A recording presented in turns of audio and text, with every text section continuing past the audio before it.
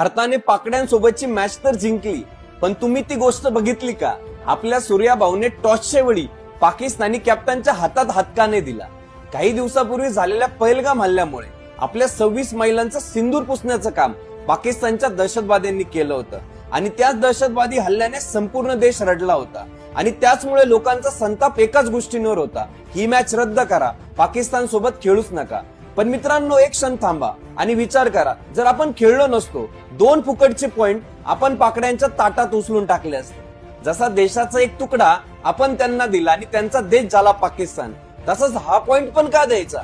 नाही, अजिबात नाही. मग आपले वाघ मैदानावर उतरले, खेळायला नाही तर बदला घ्यायला. एक एक करून पाकड्यांचे खेळाडू तंबूत परत जात होते. काय लोळवलं राव आपल्या बॉलर्सनी. फक्त 127 धावांवर पाकड्यांना गुडघे टेकायला लावले आणि आपली बॅटिंग आली, ती तर फक्त एक औपचारिकता होती. अवघ्या 15 ओव्हरमध्ये सामना खिशात घातला. ही फक्त मॅच नव्हती, हे सडेतोड उत्तर होतं प्रत्येक भारतीयांच्या भावनांचं. आणि म्हणूनच टॉसच्या वेळी सूर्याभाऊने हात मिळवला नाही आणि मॅच संपल्यावर आपली संपूर्ण टीम हात न मिळवता डगआउट मध्ये परतली.